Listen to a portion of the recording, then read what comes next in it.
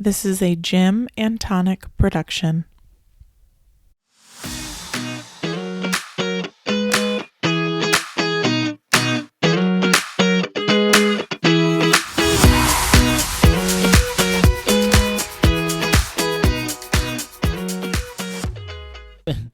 Oh yeah, the three of us haven't been here, and you're getting the pet dental wipes. Cheers, with our electrolytes because we're so fit. Fitness, woo! Look at us going. I have our sponsor this week lined up. Give it to us. Are we good for this? Okay, it's Dr. Jamila. If you want to look her up, Dr. Jamila, DOCTOR, doctor. And her name is Jamila, JAMELA.com. For anybody that wants to optimize their health or longevity, and also people dealing with unwanted and unexplained symptoms or chronic diseases, metabolic syndrome, autoimmune GI, skin, mental health, or people who are on, which we talked about last week, GLP-1 meds that want support in their weight loss. Cool. And she's someone that's wanting to work with us when we move into the new space. So if you want to look her up, drjamila.com. That's who's sponsoring our show today. We're here. Heido, we missed you last week. I missed you guys the last couple. Yeah. But the gang's all back together again. The gang. So, yeah, we talked a little bit about updates last week, but now that we've got the man here, he can tell us some updates on the new space. So if you've been following along, you know that we're moving next door. I learned a couple things today that Heido told us about, but if you want to tell us what's going on with the new space. Well, still moving, still going through the city for permitting and stuff like that, but we're starting to pack it with stuff. Just exciting. A lot of so many new things. Equipment. So it's going. We got a lot of work to do, but I think at the end it's gonna be worth it. Yeah. And what's wild is who's taking over our space? I just learned this. Yes. Are you allowed to say this on the air? Yeah, I think we're getting a jiu-jitsu, which you already knew. You already knew. I didn't know this.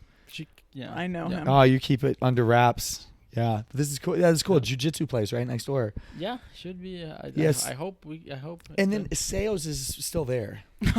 Somehow. They're still there. Yeah, somehow it's still there. Yeah. Yeah, they're. Oh my God. They're a cockroach that just refuses to die. Literally. You know. Yeah, and I wish the best for their people. Yes. Yeah. And their community. We hope that they figure it out. Yeah. But yeah, so we'll have, as of right now, we have sales on one side of us, which is Martial Arts Studio, and then we'll have us, and then on the other side, another martial arts studio, and then we have a Chinese massage place right next door to that, and then up right on the corner we have another fitness place. So we've really, and it's kind of wild, and this is something you kind of started. You know, you've created a pocket of wellness and fitness in North Arvada. You know, it's kind of cool that it's sales has definitely been there way longer. But sales has yeah they've been in there, but yeah, it's good to see like more fitness stuff coming in. I also just feel like that plaza has been popping lately. Yeah, like it's just the bingo. It's the fucking bingo. The bingo in the corner. But also us. It's us too. We cannot compete with bingo, but we do it. We make it a little dent there. Yeah. I'll tell you something that I notice about the environment there, and something like the culture that you've created is value, and how and you look at, there's a cycle in corporate America of something creates great value, and then you need to make more money, so a company tends to go public, becomes shared publicly by traders, and then you have a board of directors, and all they care about is making more profits, and then eventually the value drops off, and it just turns into, and this is a cycle that happens.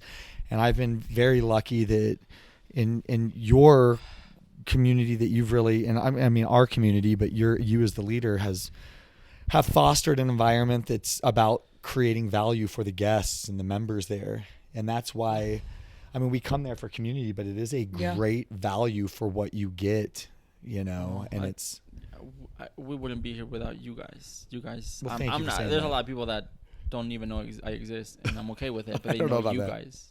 They know you guys. And they resonate with you guys, and you guys keep it going. So I can sleep at night knowing that whoever's there. There might be one person that yells at people. That's fine. I'm sure that person doesn't listen to this podcast either. I'm sure he will never listen to this. But oh my God, I'm dying. But I can sleep at night knowing that if I'm not there, things are getting taken care of.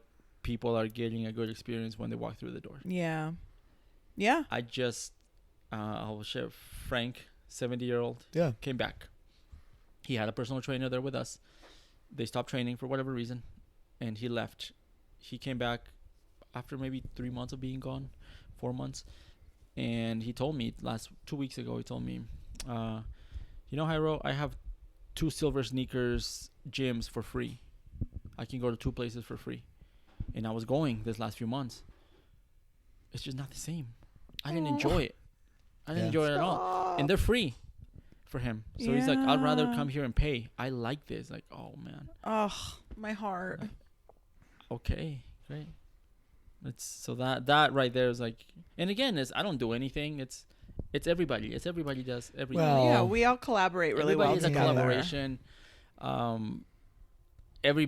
We've been fortunate enough that the trainers that come in, I tell them how it is, how we run things, and they seem to just assimilate into the culture. Yeah.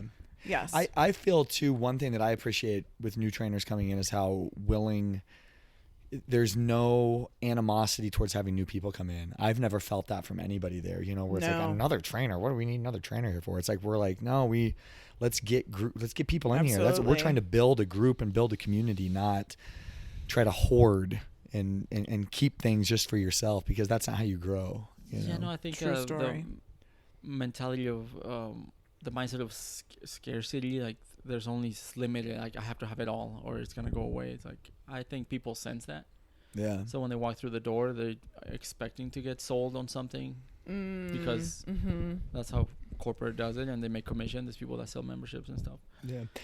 We don't do that. I'll tell you from my perspective, which is wild, is if you look at the current economy right now and what the trends that are, massive layoffs that are happening in the country, and, looming threats of a recession and the housing market going down. I don't experience anything for me. Like I go into the gym and I'm like, people ask like, how you doing? I'm like, we're busy. I'm busy. Yeah. I'm swamped. And I had a client say this to me today. He's talking about, his sales are like 60% down. He's having a rough time. And he's like, well, how are you guys doing? I'm like, oh, we're fucking great. I mean, we're moving next door. We're expanding.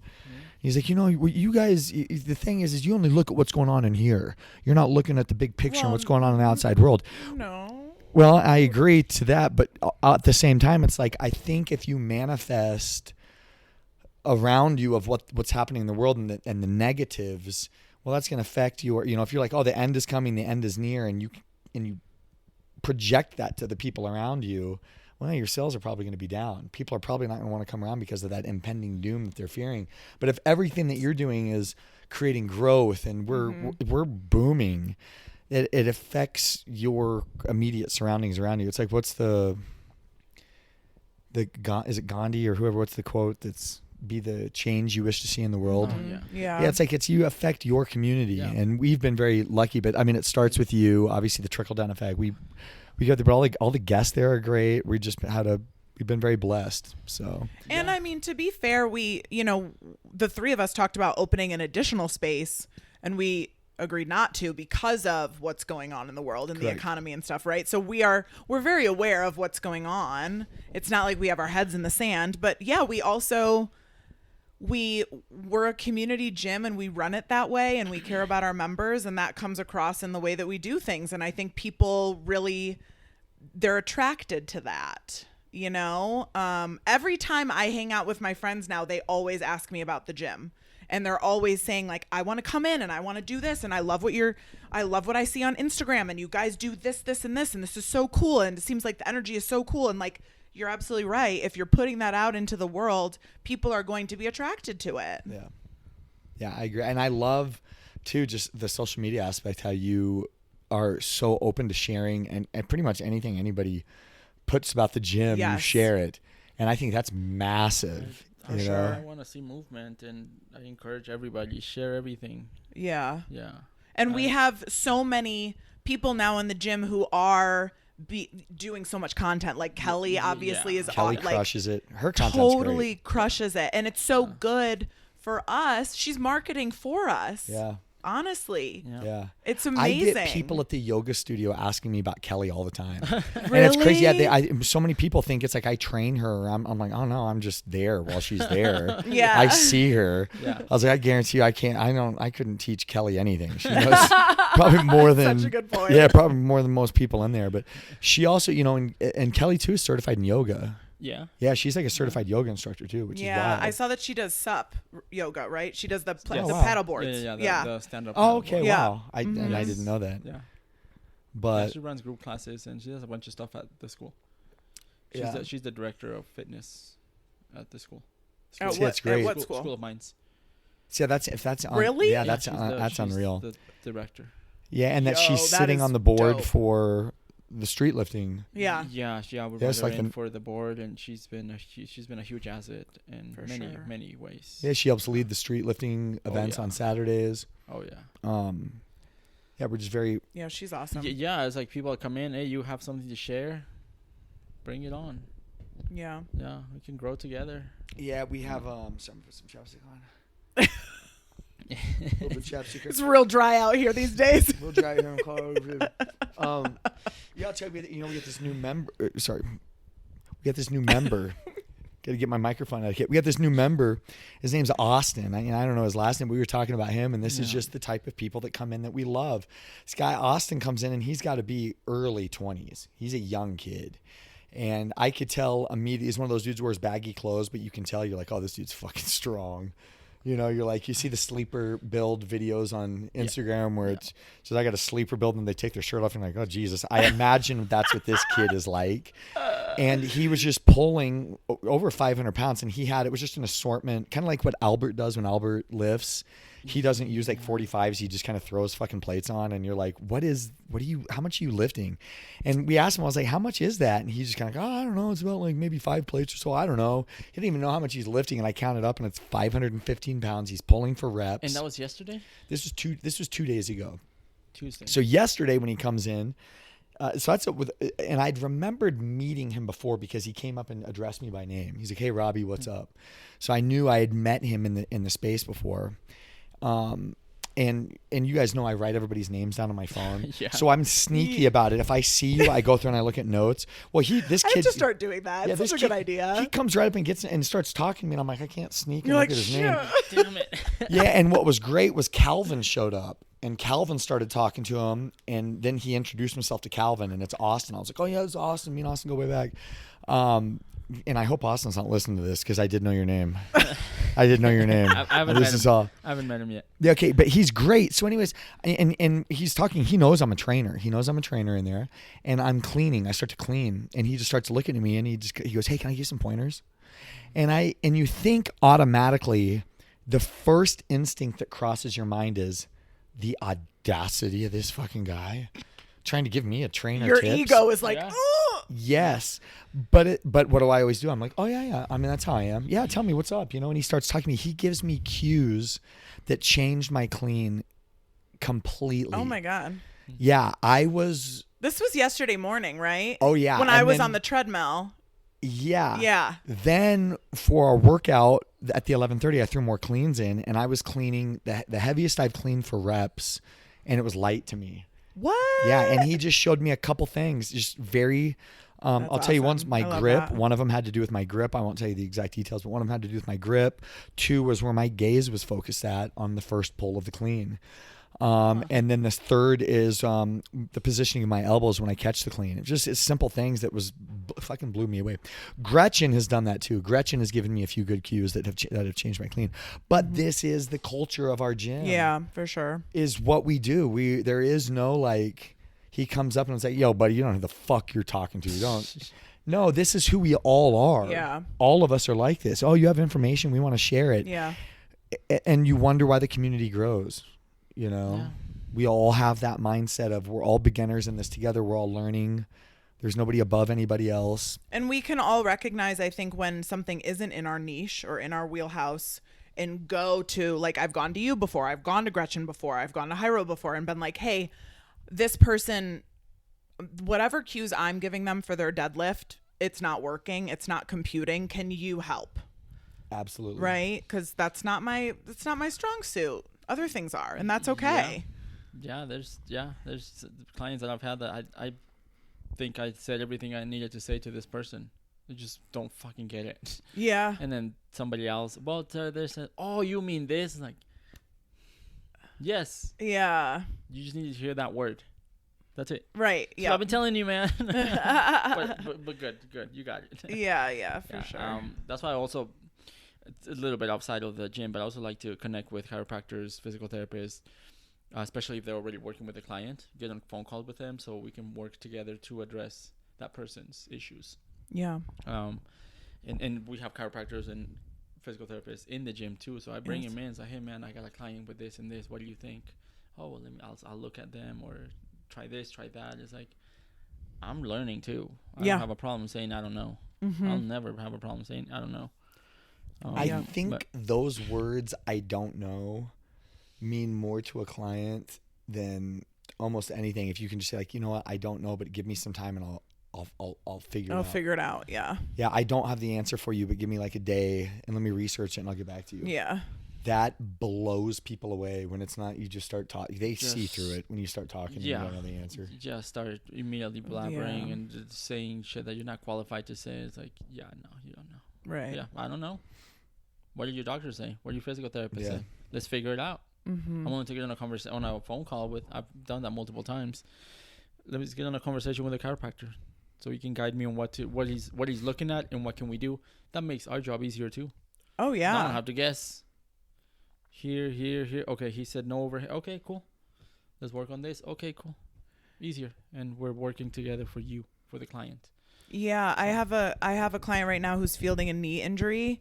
And she's not quite sure what it is, but her PT said, well, I don't think you tore anything. I don't think you tore your meniscus. He thinks it's meniscus.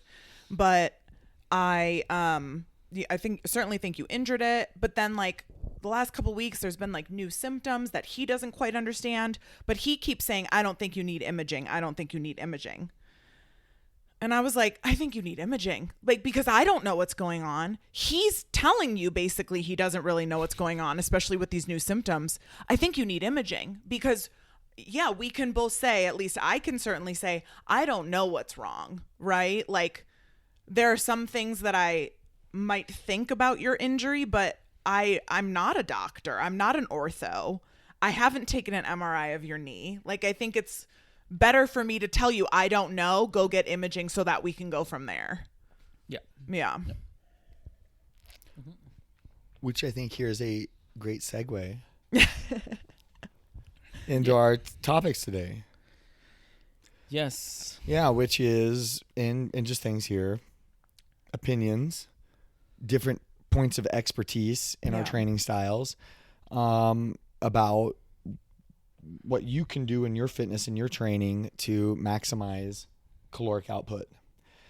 So I'd like to preface this by saying caloric output does not need to be the most important thing. Correct. And I think all of us can probably agree on this. Now, we're all going to have different takes here. I can already tell you all three of us are going to have different takes on this topic. Yeah. Which is great. But one thing I think we can all agree on is that if you go into a workout thinking that burning calories is the most important thing, I think it's important, but there are also other factors that may be more or equally important. Correct. So I'd just like to bring up, unless you guys have other ones, just three kind of different training styles. One would be strength training, and we'll include hypertrophy into that. Mm-hmm. So strength training, traditional strength training with hypertrophy. And if you don't know what hypertrophy is rapid muscle growth, which is achieved through high volume. And that is the layman's term for it is bodybuilding. So bodybuilding is hypertrophy. Strength training, building strength is one. So that's a category. Another category would be high intensity interval training. Mm-hmm. Yes. And then a third one will just say like steady state cardio, or like high, any sort of cardio, running, jogging, or walking on the treadmill. We can lump those in and talk about differences, but let's first just talk about, let's first talk cardio, because I think that's what most people, most people equate to. I'm going to burn, a bunch of calories. Yes. So we'll just talk about that let's talk with running first. Okay. running, getting on a treadmill, what would you rate it as? Like at a scale of 1 to 10, what do you rate your caloric output for cardio, like running on a treadmill? It's, I mean, pretty high for sure. It's one of the beyond, I think the only thing that will burn more calories than running is cross-country skiing. Yeah. So like it is on the scale of exercise that you can do to burn the most calories, it is way up there. Now, does that mean it's the number one best thing for you to do to burn calories? Not necessarily, because you want to, I mean, we can go way into the weeds with this, but we want to talk about heart rate. We want to talk about aerobic versus anaerobic and kind of what that does to your body too, because running will make you very hungry. It will vastly increase your appetite. So running may not be the best thing for you to burn calories. You may be burning a lot of calories, but you may also come home and eat them right back. So something to consider. Absolutely. And then just talking about this with your high rate of calories and it being number one, or one, that and cross-country skiing being the top ones, things that you can be running in, things like tennis, racquetball, you're playing soccer, all of these count as cardio. Yeah. And I think most people that come into the gym, this is because for me, before I got into fitness, I thought fitness was just cardio and was just getting your heart rate up. Okay. And let's just address real quick, what is burning calories? What does that even mean? What does burning calories mean? I mean, a calorie is a unit of energy that the body needs. They, from what I understand, the way they came up with how to give certain values of calories, they put them in what is it called? Where they burn the food. Mm-hmm. They put the tomato in the what is it? Oh, I lost the word. In a they burn the tomato. They, let's say, calculate how many units of how many calories that was burnt at the rate, and they calculate that in the body is going to give this much energy. 30 calories, 40 units of energy. So calories are energy. Simple. We need energy to live, so we consume energy and we move and we use energy to move. So there's an input and there's an output. So burning calories, you're moving. You obviously to be in a deficit, you want to burn more than you consume, but then there's a lot that goes into that. And I think a lot of people that are starting just beginning, they want to see the number up. I'm burning so many calories, but they don't realize that they're over consuming more on the other side, or they're overdoing it, or there's a lot of things that can go into that. But basically, burning calories, you're moving, you're bringing your heart rate up. Your body's using more energy than if you were just sitting down, and you get your body temperature up, and you're maybe on a deficit. Maybe that's it. But yeah, I think of it too. It would be like an appliance in your kitchen. So we're looking over that's like your air fryer, right? If you think that your air fryer, the amount of electricity that it takes to run that, is, and I honestly don't, and probably most people that are listening to this don't know the difference between like volts and watts. What is a 12 volt or an 18 volt or a 6 watt, whatever. But that unit of measurement, the watt or the voltage, is what controls the appliance. That's what burning like a calorie is simply a unit of measurement. So you want to think about yourself as like you're like an appliance, and the power cord that's coming into you, that's giving you energy, is the food that you're putting into your body. And then your air fryer, how much energy is being used is determined if is it just flipped on because it still needs some energy to have the timer or the lights that are flashing on the front. There's always using some energy while it's on. You turn it on, and the more that the higher that you crank it up, the more energy it's using. That's the same thing with your body. We're always burning calories. Right. Because we're all, like, even if we're sleeping, it's like you're still breathing, your heart's still pumping. Your organs need to do function. You're keeping your body temperature. That takes energy. Yeah, for sure. And most people that are coming into the gym are trying to lose weight. That is the majority of people that are coming into the gym are coming in for that specific purpose. Now, that's not everybody. That's not everybody. That's a majority of people. So those people that are coming in are very concerned with, I'm trying to burn as many calories as possible. They're trying to move their body as much as they can. And we've already established running, whether it's in soccer, going out and running, like the run. I saw Amy doing a run yesterday that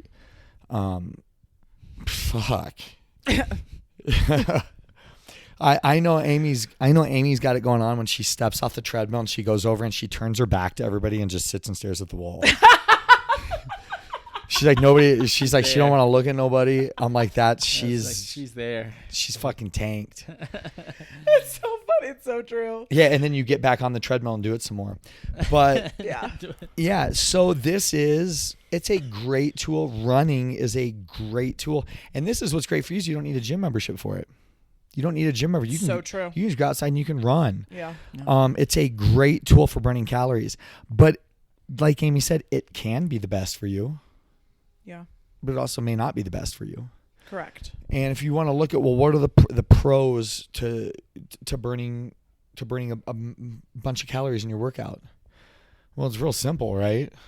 If I'm burning, so your basal metabolic rate, which is your BMR, is how much calories that you burn at rest throughout the day. And if you're burning 1,800 calories throughout the day, and that's your base rate, and you're eating 2,000 calories, you want to burn an extra 200 calories. Well, yeah, you go out and you run for 20 minutes or 30 minutes, and you're going to burn that off. Right. So it's a great tool for learning that. But what happens when you're done running? What happens to the calorie burn when you're done running? It stops. For the most part. Yeah. For the most part, 100%. For the most part, yeah. Now you may, if you're, you'll have some sort of continued calorie burn from your, whatever muscle group that you're using in your legs, because they're going to rebuild. And you may get some soreness in your legs, which is your muscles are going to rebuild back. So there may be a little bit of burn that happens after, but for the most part, you're burning calories in the hour, and the second that you end your workout, that calorie burn stops. Especially if you're in the aerobic fitness zone, right? If you're like staying under 140 BPM, then yeah. And then let's talk about this. So let's talk about this. Yeah. The aerobic. What is the difference between aerobic and anaerobic? Well, it's basically where your heart rate is. Break down the Krebs cycle. Break down the whole Krebs cycle with ATP and ADP. No, I don't either. No, it's too much. I can't do it. It's too much. I'm sorry. I don't remember that stuff. It's too much. But, I understand that as two modes where how the body is going to utilize the current energy that we have. Aerobic and aerobic, you're demanding more energy, faster, more glucose, more sugar, and also has you're burning a lot of muscle in that zone. Yeah. Yes. So there are zones.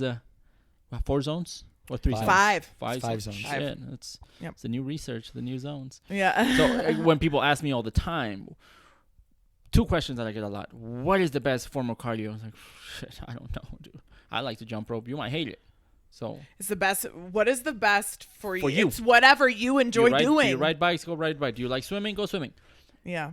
And the best time, what's the best time for cardio? It's like, well, it depends what you want to do. It depends what you want to achieve too. Correct. If you eat a heavy breakfast and then you come and run for an hour, you're only burning the breakfast that you just ate. Also, you're not going to feel very good. Yeah, so you just ended up right where you started.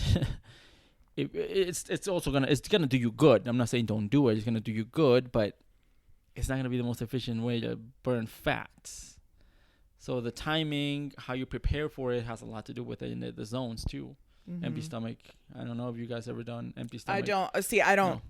I don't recommend it, but I mostly train athletes that are trying to go for performance. Yeah. Also women, like we know now that women should not train fasted at all ever, but men can. Yeah. And men can do well with it. I've gotten great results out of it. I love it. Yep. I love it. And I recommend other. But if you were training for a half marathon, I would be like, don't fucking run fasted. I will kill you. Yeah. No. When I was on the mindset of I want to get better at running.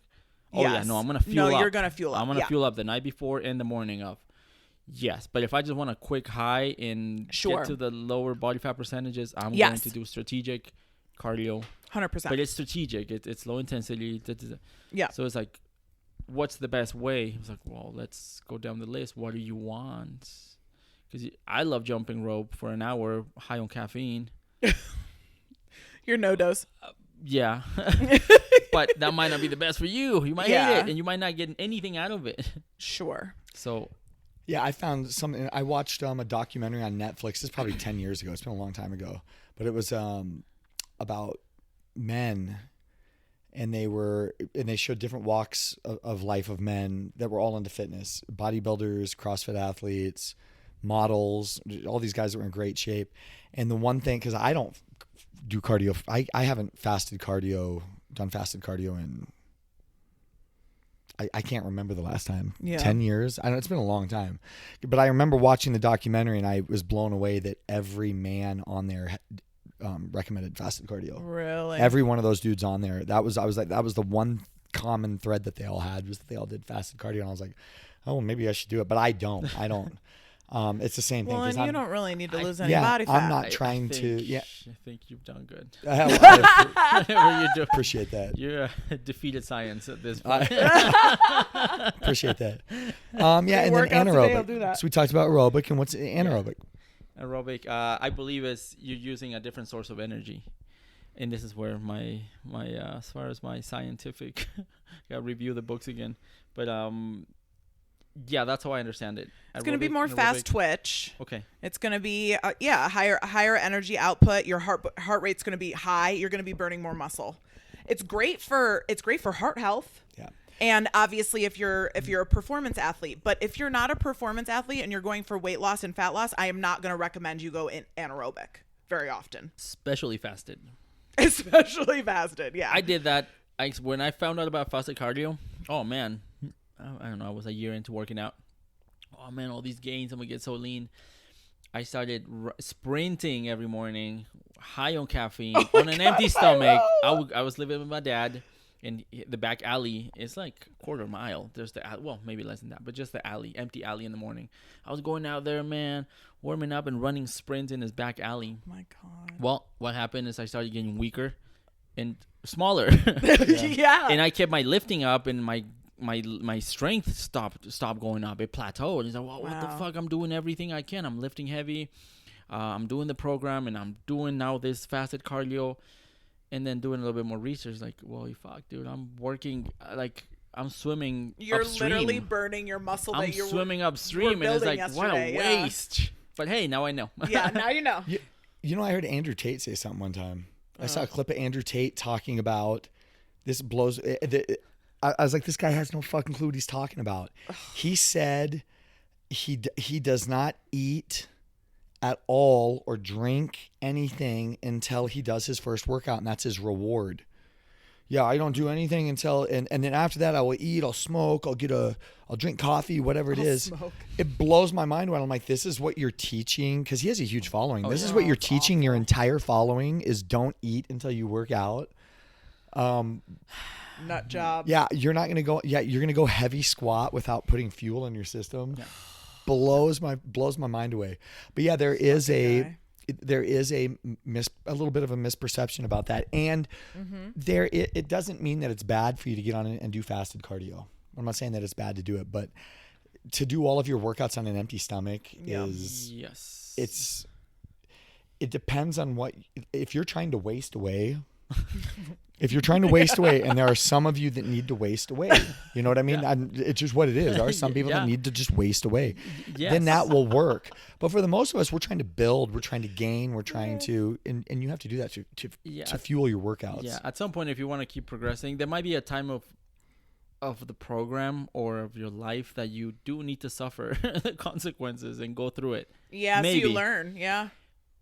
But I think if you're trying to do this for longevity and actually make consistent, sustainable gains, that's not the way. No. That's not the way. Corey Van Doren just posted something on his Instagram, I think yesterday, about losing weight.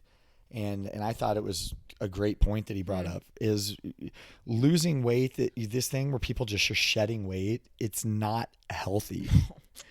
You should be, your weight loss should be like, slow. Yeah, 0.8 to 1 pounds a month, or I'm sorry, per week. So if you're losing 4 pounds a month, that's aggressive. Yes. That's fucking like, if you're losing 4 pounds a month, that is aggressive, and that's about to me, that's about pedal to the metal, where you don't want to get more than that. You're losing more than that. it's not just the negative effects that you're doing to your body, but you're also just losing a lot of your muscle mass. And if you want to lose the correct weight, which is your body fat, you do that reasonably, which is a slight caloric deficit. I think unless you have a lot of weight to lose because you've done so much damage. Yeah. I think I had a client years ago. She lost 70 pounds in like 8 months, and it was all clean. It was clean, but she had been on a binger of not sleeping, doing a lot of drugs, drinking, eating like shit. Super stressed, 2-3 jobs. So her life was chaos. So when she came to me, it's like, all right, dude, we're going to start shedding things. Nothing extreme. I was seeing her 2-3 times a week. Moderate, full body workouts. Nothing special. Well, and when you're a little bit higher up on the scale, it's easier to drop. And she had the 80 pound to lose. Okay, so she lost them, and we still had a little bit 20 to go, and then it started slowing down. Like, sure. This is perfect. This is where we want to be. Now we can start twitching your food, changing up your caloric intake, going a little harder here. Now the loss, we're done with the extreme loss. But she felt great throughout the whole process. I was like, shit, I've never seen it like this so much. I never tell anybody, like, we're going to do 10 pounds a month. It's like, fuck no. Yeah, no. No, hell no. I mean, unless you have that much to lose. Right. But for the average person walking around with, I don't know, maybe like a BMI of, 25, 30 maybe. What's considered obese? 30? I honestly don't know. I think it's 28. 28 and up. Okay. I would be, at least for, is it the same for men and women? I honestly have no idea about the BMI. I haven't looked at the BMI scale. Yeah, BMI is bullshit, I haven't looked. The only things I've looked at are body fat percentage and in your BMI and your basic. Yeah, I mean your body fat percentage. If you're above a certain number, then you, let's say 30, 40, then you do have a lot to lose. If you're in the upper teens, mid 20s, especially for women, you don't have that much to lose. You're doing unless you put in your head that you really want to. But I always ask, why do you think you need to get that low? Right. Well, because of how I look. It's like, well, you can still look the same way if you build muscle instead. And you'll feel better, and you'll be stronger, and you can eat more. And so then should we segue into strength training regard to the calorie?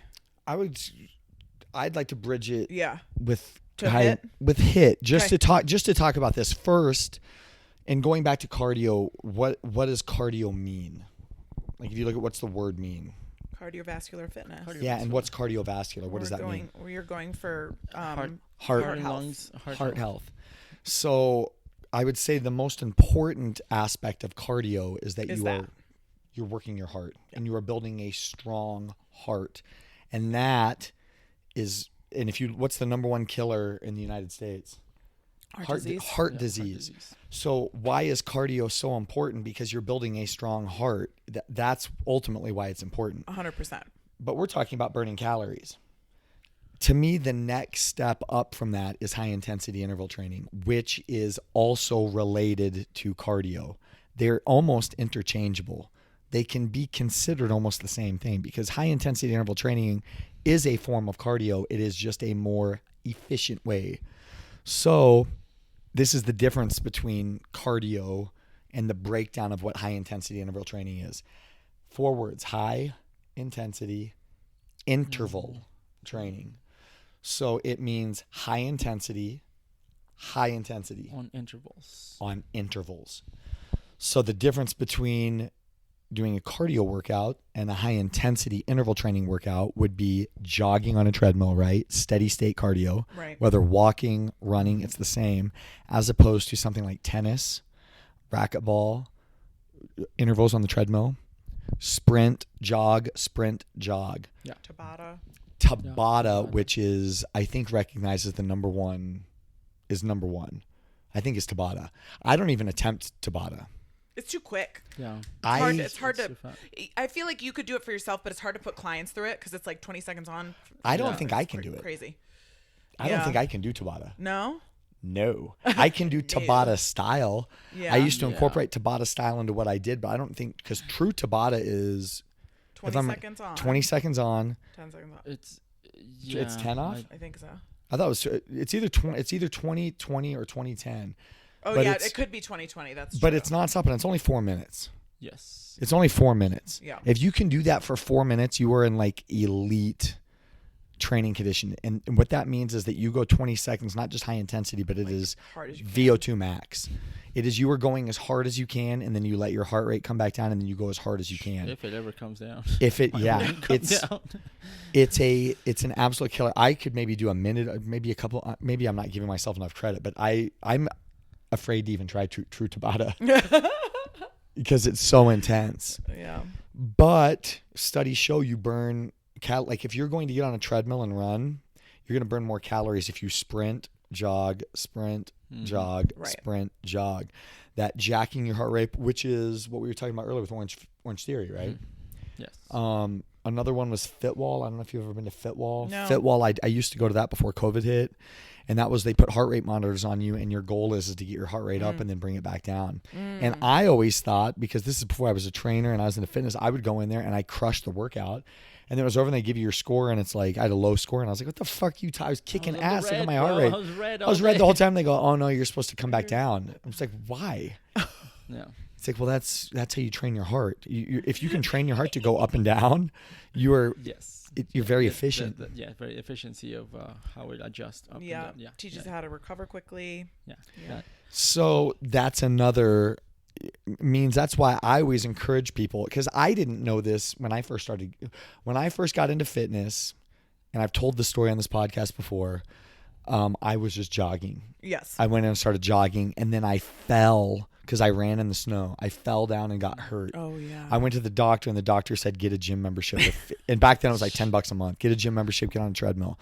You're not going to slip and fall. And I got on the treadmill, and then one of my buddies was like, he goes, you're just going and running on a treadmill? And he was, you cardio bunny. Yeah. Yes, and I was like, he's like, what are you trying to do? I know. And he's like, what are you trying to do? I was like, I'm trying to burn calories, bro. And he's like, well, why don't you do intervals? And that was the first time I'd heard of intervals. I was like, what? He's like, yeah, sprint for a minute, walk for 2 minutes, sprint for a minute. I started doing that, and I was like, oh shit, this is crazy.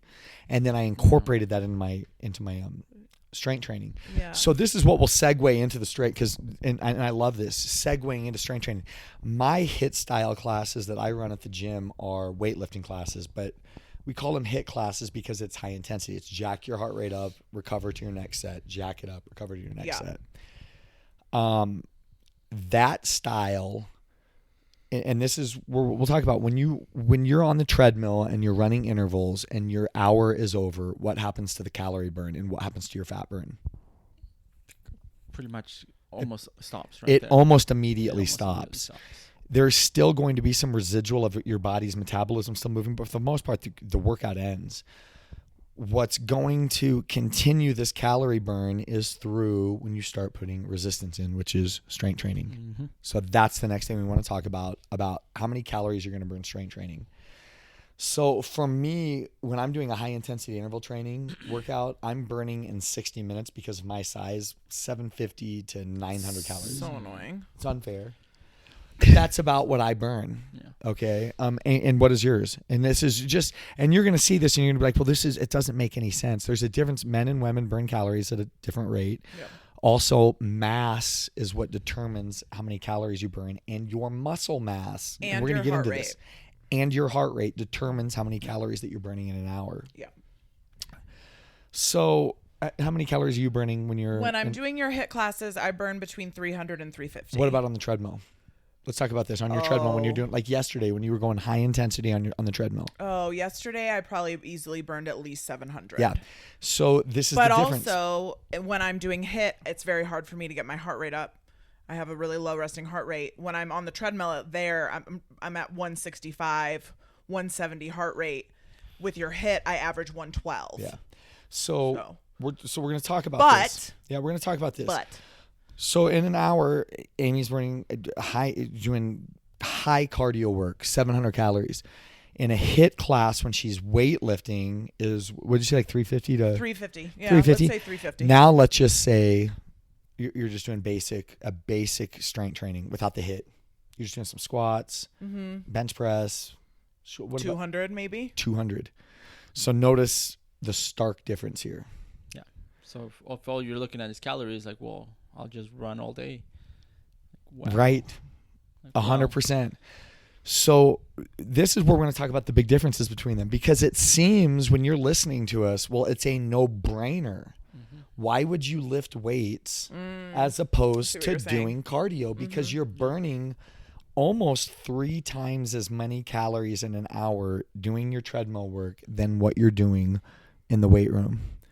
So why are we so insistent that if you're trying to burn calories to lose weight, why is it so important that you are strength training?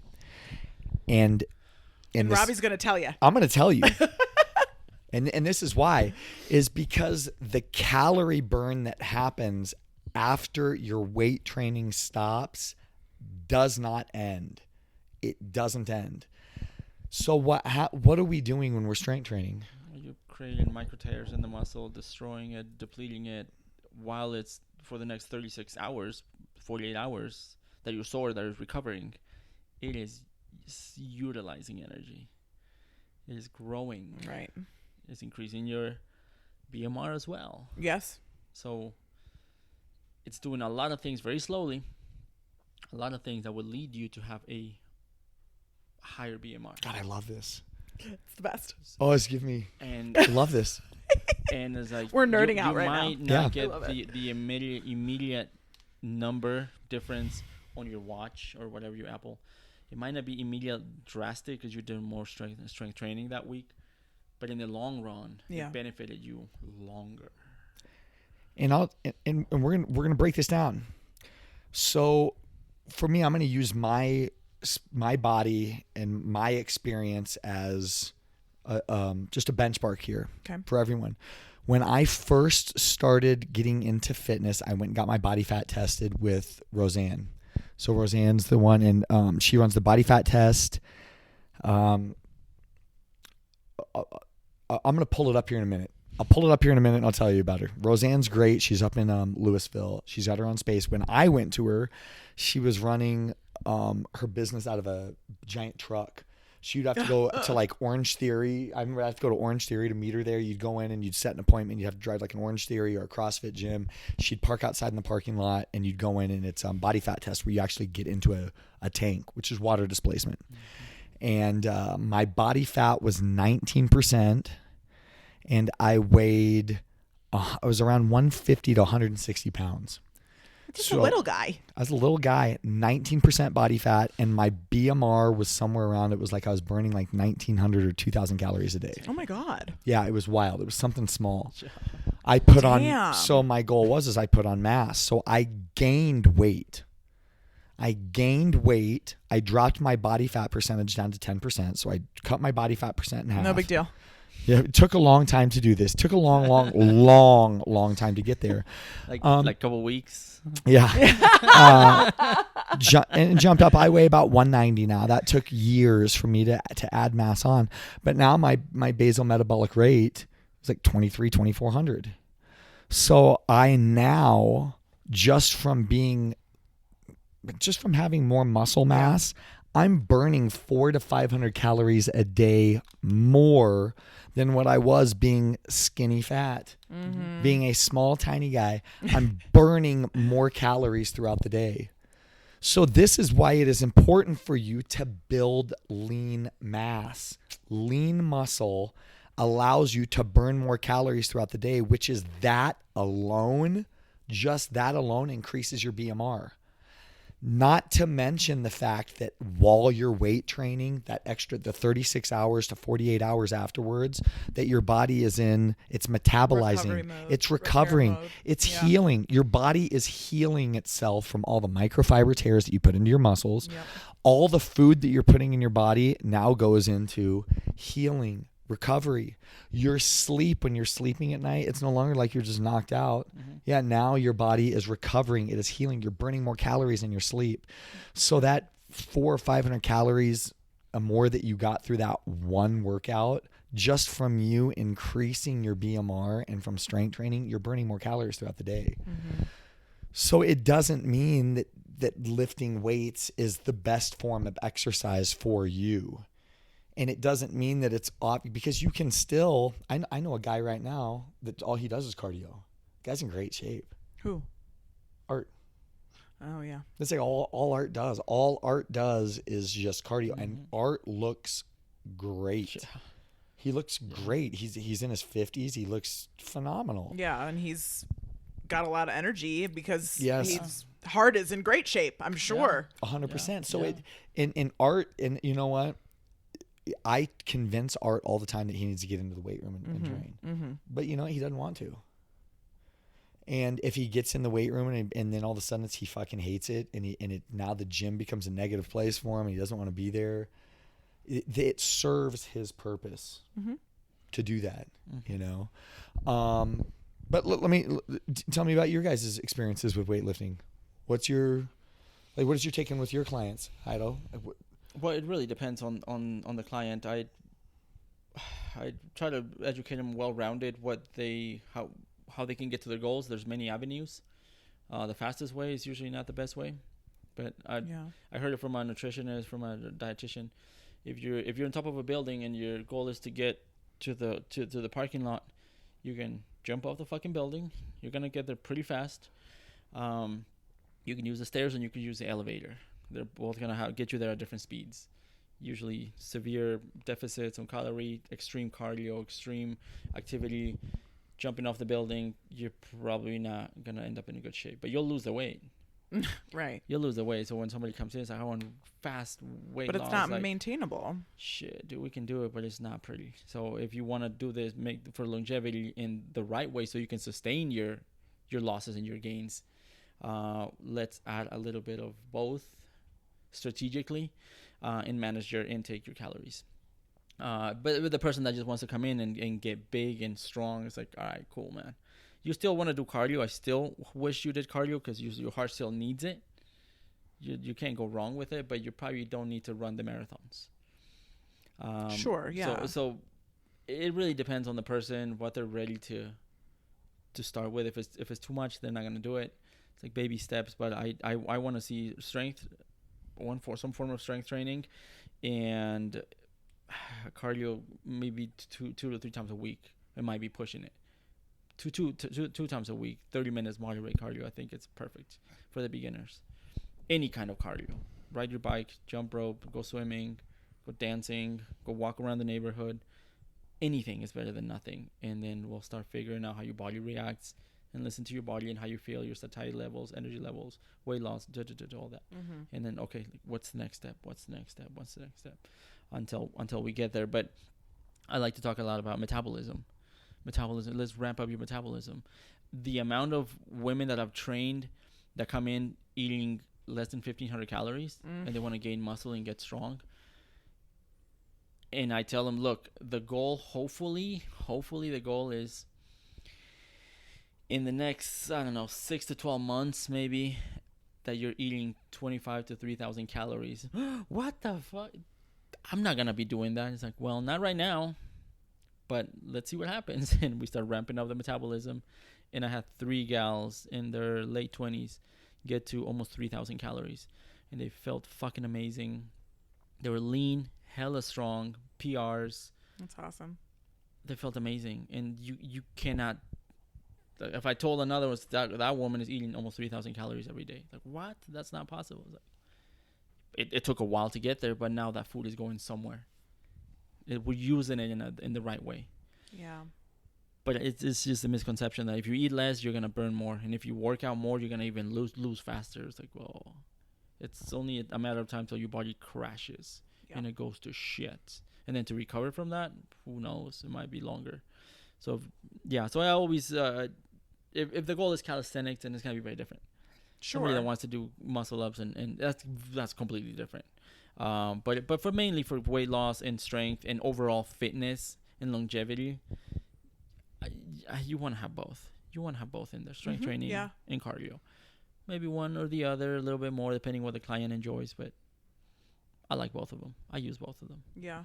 Well, let me ask you. Yeah. Let me first, before you answer. Okay. From the perspective of a woman. Yeah. What do you say to it? Because this is something I hear a lot. Because when we talk about, when women come to me and talk to me about losing weight, and when I talk about the importance of strength training, one of the biggest complaints I get is, I don't want to be bulky. What? Can you address that? You're not going to be bulky for a couple of reasons. One, unless you're on some sort of gear, you don't have enough testosterone in your body to make yourself bulky. And if you want to be eating 5,000 calories a day, then maybe you'll get bulky. Here's what I feel about it. The bulkiness is not coming from weight training. It's coming from overeating, right? Mm-hmm. The quote unquote bulkiness that you are afraid of. Yeah. So 100%. Yeah. So whenever and it's trying to be nice about it, but when I have someone that tells me that, I don't want to lift, and I tend to bulk up. When I lift, I tend to get bulky, and it's trying to find a nice way to say the reason that you're bulking up is because you're eating too much. Yeah. It's not because you're lifting weights. Your lifting weights is helping you battle that, but you still need to address the issue of what you're eating. Correct. And for the most part, you're bulking up because you're eating the wrong foods, which is usually what. What are things that you see that your clients are eating when they're lifting weights? Just a lot of alcohol. Alcohol and empty calories right there. Hyper palatable processed food. Yeah, just too high caloric foods, sugar, fat, whatever, snacks. A lot of snackers, especially in the people who don't eat breakfast. Eat breakfast, please, because it's going to cut down your nighttime snacking. Yeah. There's no point in fasting for 18 hours, 16 hours if you're going to eat. If then you're going to binge 3 dinners in one sitting. Yeah. But the bulkiness, with many, many women, I'm afraid that I'm going to get too big. Like, well, if you do, you're going to be a fucking specimen. Yeah. You need to study. So you're not going to wake up like that. But it's going to be, as your muscle grows and you keep eating a lot more and the body fat doesn't drop, then right. There's going to be new muscle tissue under that fat. And you're going to get big. Right. But it's not because the muscle is because correct. The fat is still there. So can we recomp? Yeah. Can we get you to a higher? I mean, I love when I get those results. Can we get you to a higher weight just like you? Can we get you to increase 10 pounds of body weight and drop your body fat? It's like, what? Like, yeah, that's fucking possible. It blows people's minds away that when we tell them we want, because most everyone looks at the scale only. Yeah. Yeah. That's what and most, especially women. And this is the thing. We talked about this months ago with the study. We talked about this study where there's that women between the ages of 18 and 34 have a high risk of, if you track your food and track your calories, that it's going to do the opposite effect for you. Like if you're trying to lose weight, that you may either go into an eating disorder or you'll go the opposite direction. Like it'll affect you negatively. And I can't remember where I was going with this. With what women? The scale. Oh, with the scale. Yeah. So we tend to look at the scale only, and that is the benchmark in America, is like what the scale says. Right. The scale is a piece of the puzzle, but it is not the whole piece of the puzzle. To me, I think the most important thing would be your metabolic rate and your body fat percentage. Mm-hmm. To me, it is. Yeah. And that's why it blows people's minds away when you say, if you could gain maybe 10 pounds, you'd lose about 5% body fat. Yeah. Right. It doesn't make any sense. You want me to eat more? I came here to lose weight. You're telling me to eat more? Like, no. I know. I just had this with one of my 6 a.m. clients. She was like, I just jumped on the scale and I freaked out because I'm over the usual. She usually coasts around the 130s, I think. She's like, I'm almost 140, and I freaked out. So I'm going into a hard calorie deficit. Like, shit, how hard? Like 1,200. Okay. And how's your drinking? It's like, well, I have my occasional drinks a couple times a week, 2-3 times a week. It's like, all right, man, go at it. You're not gonna listen. I told her, look, I would like you to eat more and cut drinking, and you're pushing hard here, so you're doing the work here. No, it's just I'm freaking out the weight. All right.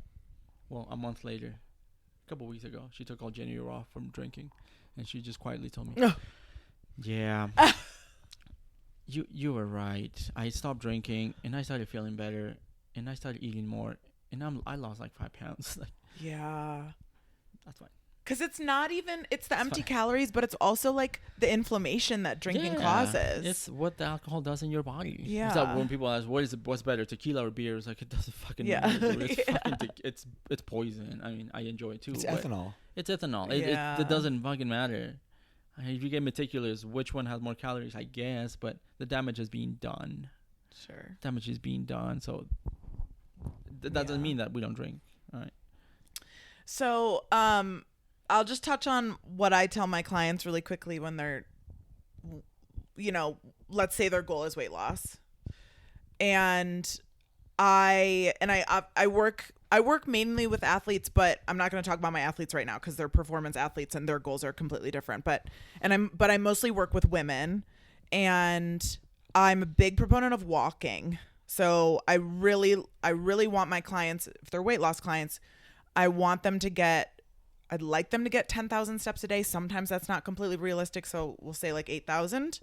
But walking is so great because it increases your basal metabolic rate. I mean, not technically because that's at rest, but like it increases how much you're burning calories each day without increasing your appetite, because it's such a like low steady state cardio where you're just staying active and you're burning calories, but you're not like, your heart rate isn't 140. So you're not coming back from a walk being like ravenous and wanting to eat everything in sight.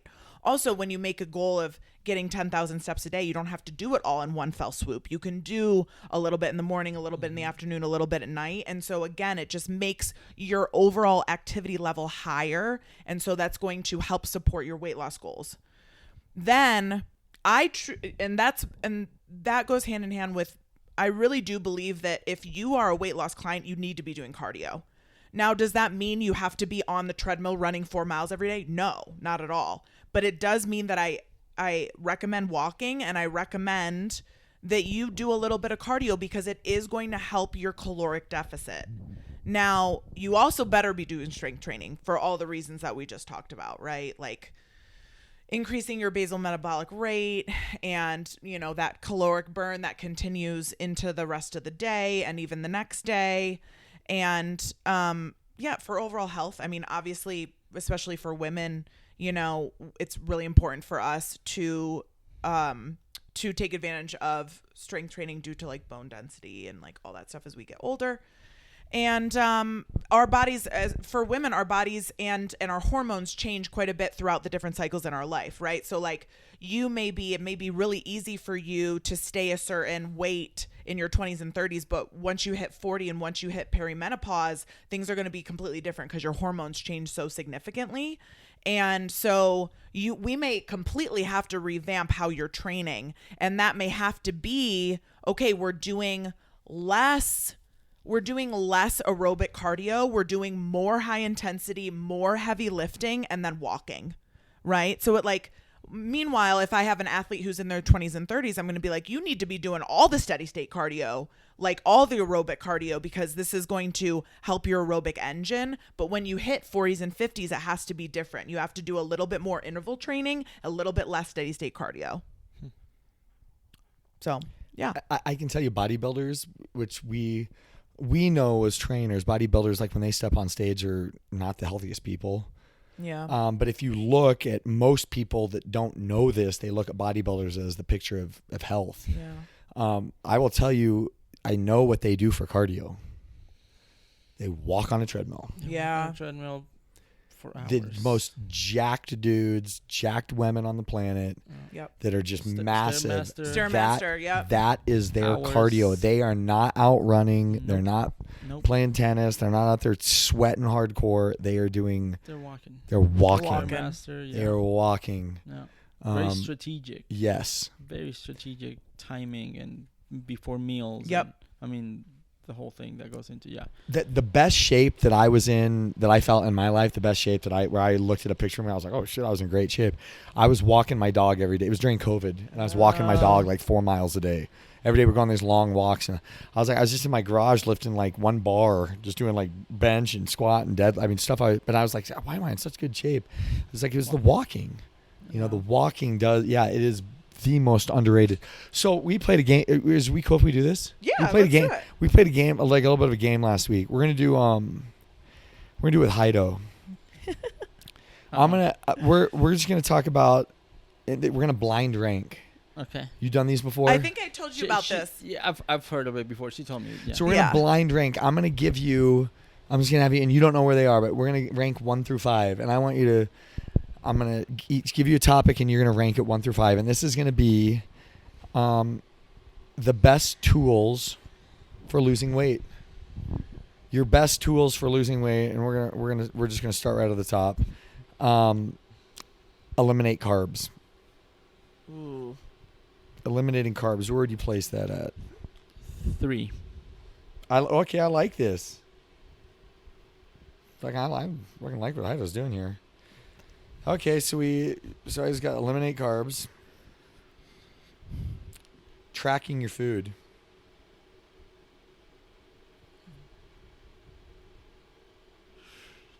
This is hard. It's a hard game. It's a hard game. We got 3. We got the mid one out. 4. Title's got 4. Tracking food is number 4. No. For losing weight, high intensity interval training. Doing cardio. High intensity cardio workouts. 5. Shit. I like this. So we got 1 and 2 left. Oh boy. Intermittent fasting.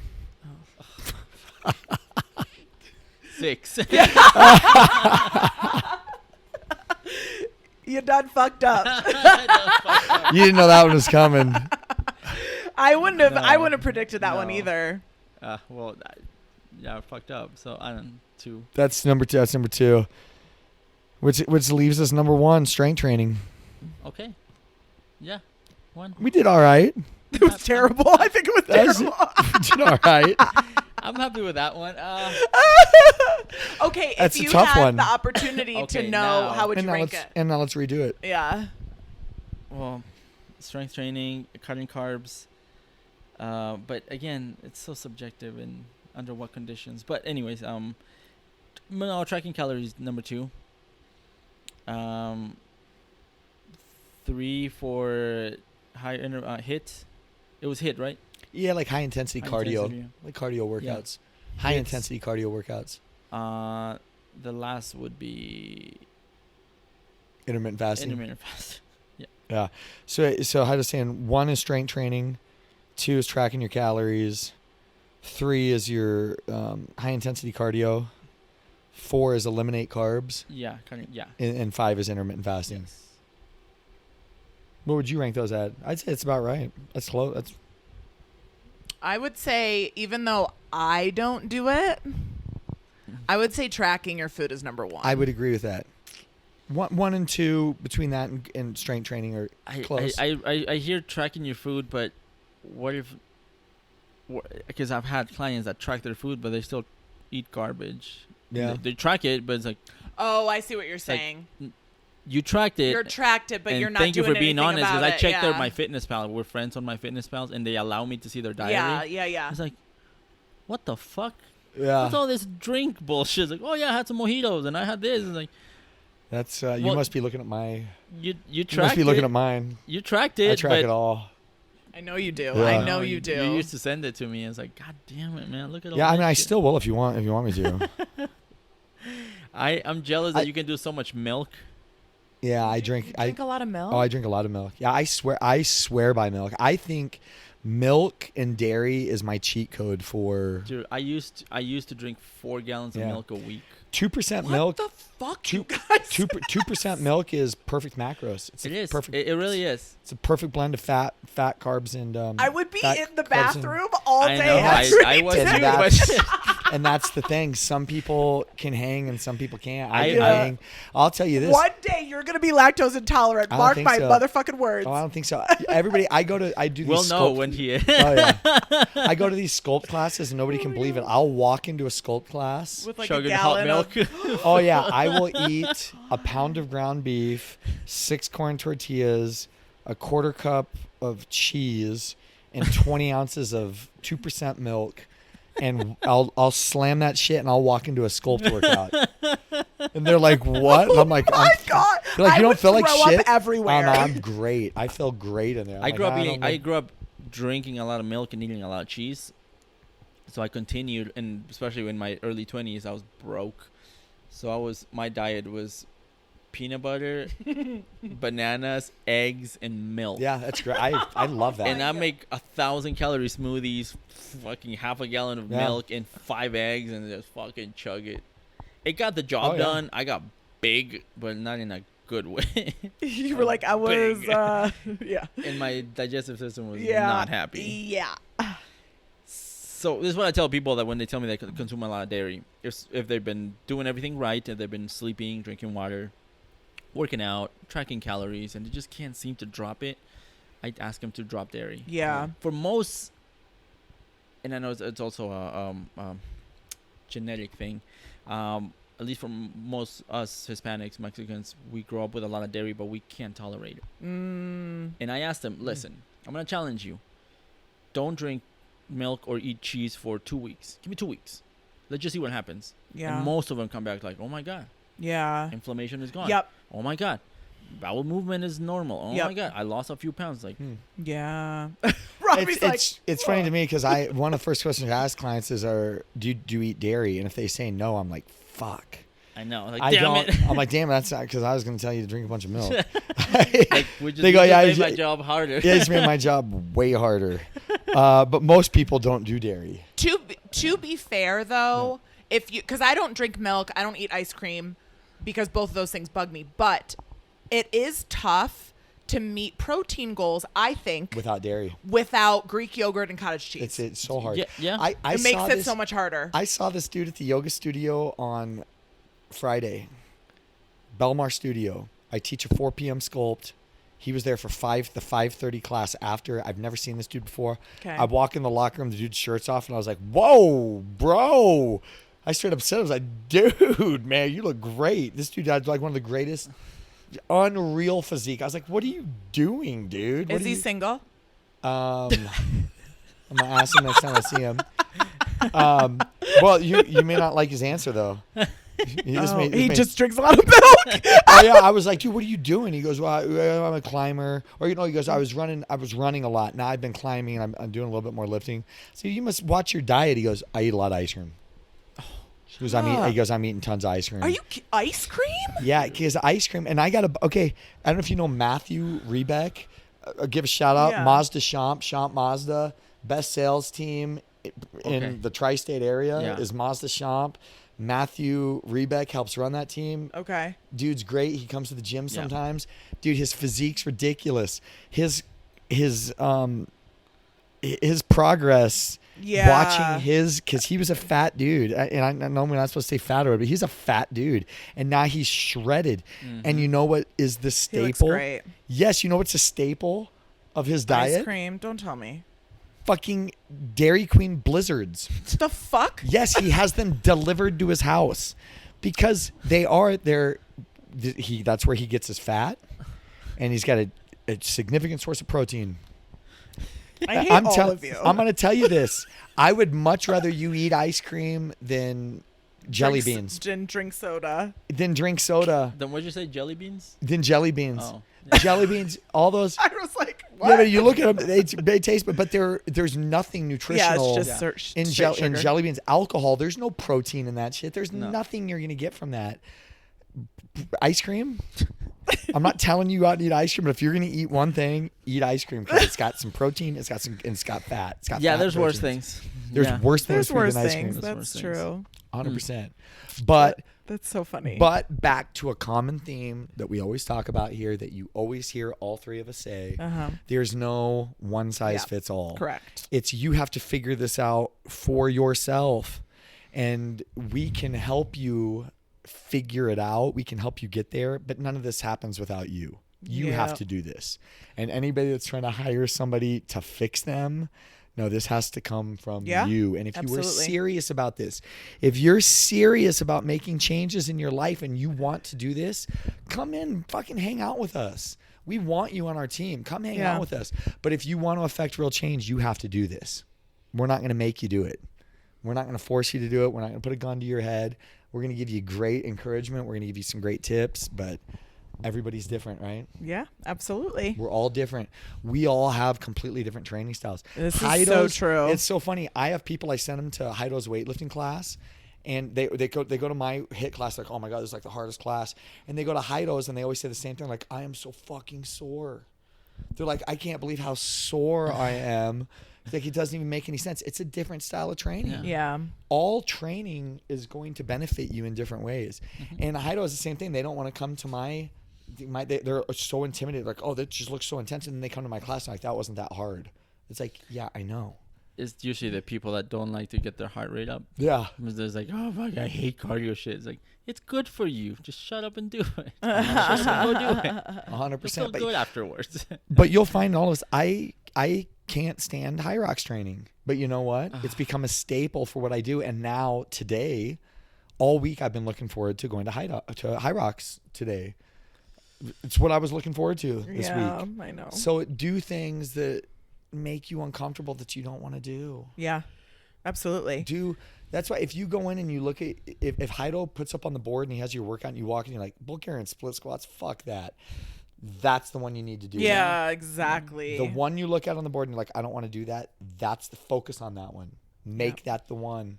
When we moved into our current space, it's the first time I ever had access to turf and sleds. I've never done it before.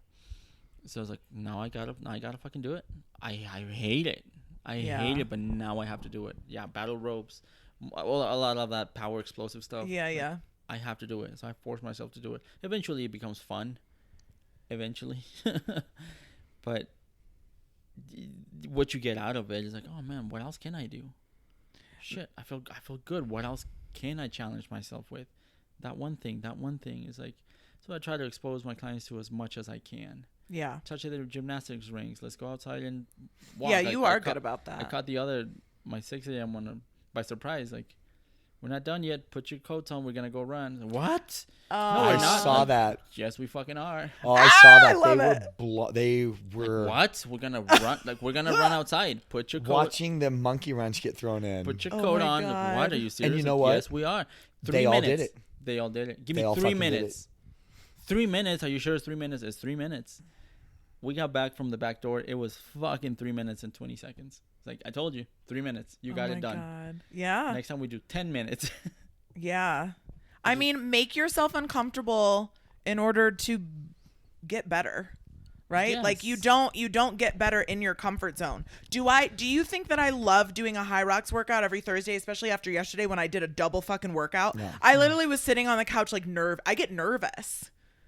And because I'm just a competitive person, I'm mostly just competitive with myself, but I don't like I think a lot of times people assume. My girlfriend talked to me over the weekend because we threw our girlfriend a 30th birthday party, and we rented this house and we were all there, and my girlfriend pulled me aside at one point and she was like, you're so inspiring to me because you came to this house this weekend, and she goes, I had the attitude that this was going to be my weekend off. I wasn't going to do any exercise. I was going to binge drink. I was going to like have a good time. I was going to party. She goes, you get here and that's also your attitude, but you go for a run every day. You decided not to drink on Friday night because you knew that you were going to run and you were going to decorate the house and you had shit to do. And she goes, and then you drink on Saturday night. But she's like, it's awesome to see that this is just a lifestyle for you. And I was like, yeah, but do you think I would have liked to hang out and drink on Friday? Right? Like, it's not my most favorite thing. Do I love running? Yes. And I took my dog with me and I love running with my dog. There are things about it that I love, but like when everybody's in the back playing pickleball on the pickleball court at this house, do I wish I was doing that? Yeah. Right? I think there's this like assumption that when we do hard things like this, like it's because we love it all the time. We don't. Robbie always talks about how much he hates it. I fucking hate it. Yeah. But we do it because we know it makes us better. Yeah. So. It affects everything in our life. There it is. Yeah. Everything in our life. Yeah. Okay. I love it. Okay. We made it. That was a good way to end, I feel like. Yeah. I mean, we're right there. All right. We're right there. Cool. Touched all the topics. Cool. What you wouldn't specify which kind of ice cream? Oh. Which kind of Blizzard though? The Oreos or Reese's peanut butters? Oh my God, those sound so good. I've never had a Dairy Queen Blizzard. You never had? Oh, dude. I'm allergic to everything in that, okay. so I can't have it. But I get that. Funny story. I bought Paige, well, my wife, a giant heart-shaped ice cream cake for Valentine's Day. I don't know if it was 2 years ago. Oh, okay. 2 or 3 years ago, and I was so excited because she wanted it so bad, and I bought it. And I get home and I put it in the fridge. Oh yeah, Jairo ruined it. I love it. So it's like, surprise. Oh shit. Just flipped it around, took the top off. I was like, here's your spoon. Let's drink it. Oh, I love that. Oh no. So that's what I think about when I think about Dairy Queen. It's sad. Geez. It was a sad day. That does sound like a sad day. I don't care for ice cream. I'll eat it, but I don't really care for it. I'm the same way. Yeah. I will eat it a little bit more often in the summer when it's hot out, but in the winter you'll barely catch me eating ice cream. Yeah. Because it's cold out. I don't want to be cold. Yeah. I'm always cold. Okay. Yeah. Tune in next time. We got more topics. Oh yeah. Every 2 weeks we come out with these episodes. Let's all plug ourselves on Instagram. My Instagram is @ChasingAmy, 2 Y's _ Amy with, Chasing with 2 G's _ Amy with 2 Y's. 3 boys and dad. Number 3. Number 3, boys and dad. My first name, Jairo dots. Ooh. Lopez with 2 Z's. 2 or 3 Z's? 2 Z's. Okay, 2 Z's. 303 or no? _303. _303. Woohoo. Yeah. And she knows all our handles. Yeah, because I put it in the intro in the okay. Yeah. When we don't say it, I say it and put it on. I'm really good at now knowing most of the people at your class, their handles. Yeah, because you tag them so much. Because you tag them all. It's like, fuck, I know like 12 handles now. Also, the gym is at C2, the number 2 FR Vada, and follow that, especially because we'll continue to give updates about the new space. And if you have ideas that you want to hear us talk about, yes, absolutely. Comment, yeah, like, subscribe to our podcast. There's literally a comment section on Apple Podcasts and Spotify, and obviously YouTube. So tell us what you think. We'd love to get feedback. Know what you want us to talk about. Yeah, we've got an endless supply of topics, but if there's anything you want to hear, let us know. Cool. I fucking love you guys. I love you more. So much. Thank you so much. All right, see you next time.